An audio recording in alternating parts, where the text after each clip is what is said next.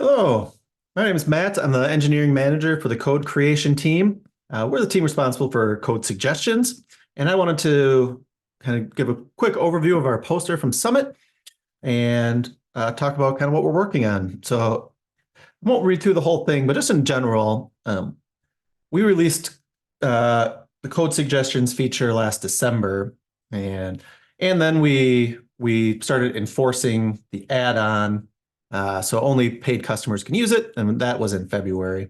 Um, so what we've been working on and what our focus really is, and these were kind of a lot of the questions we got at Summit were around increasing the acceptance rate is the big one. So acceptance rate, we measure how many times we make a code suggestion, and then of all of those, how many times did users actually accept that? How many times did they use that? The more they use, the more valuable we think code suggestions will be.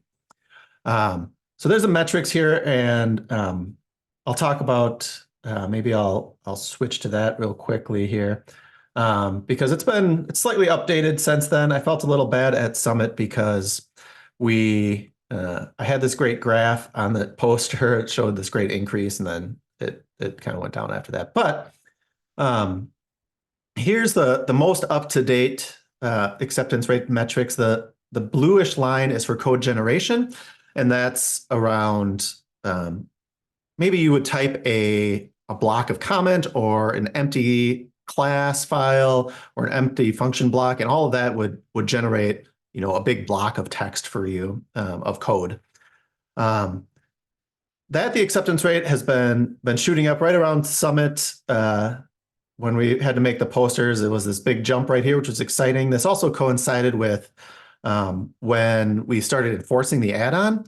To me, this shows that people who are paying for it are seeing a lot of value from it. They're really using it and accepting these code suggestions. So it's fluctuated a little bit since then. For this code generation, we're averaging, I don't know, around upper 30s, around 40%, something like that, which is great. That means more than more than a third of things we're suggesting are being accepted by our customers. The green line then is for code completion, and these are the quick kind of autofill your code or autocomplete.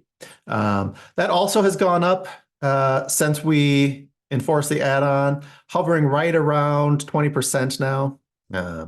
So I just wanted to give a quick update on what the change has been, because I had this chart in the on the poster that showed this huge increase, but it hasn't continued to go up that high, but it's stayed relatively stable since then. Good. So that's one of the themes that we're working on. The other things we're trying to do are decrease latency, so making things show up faster, and then trying to just grow the number of users, internal and external. So if you haven't tried code suggestions yet, please do. We've gotten some great feedback. It's much better than it was a year ago, or probably the last time you tried it. So do that. Some of the other things we're looking at are some new models that are coming out. Those happen quite frequently. So seeing what those look like, and just trying to find the best fit for our customers. And then one more quick update on the team members. This was the team as of Summit, but since Summit in the last couple of weeks, we've also had one more team member join. So welcome, and we're super excited. If you have any questions or want to get a hold of us, you can find us on Slack on the G Code Creation team. Thanks a lot.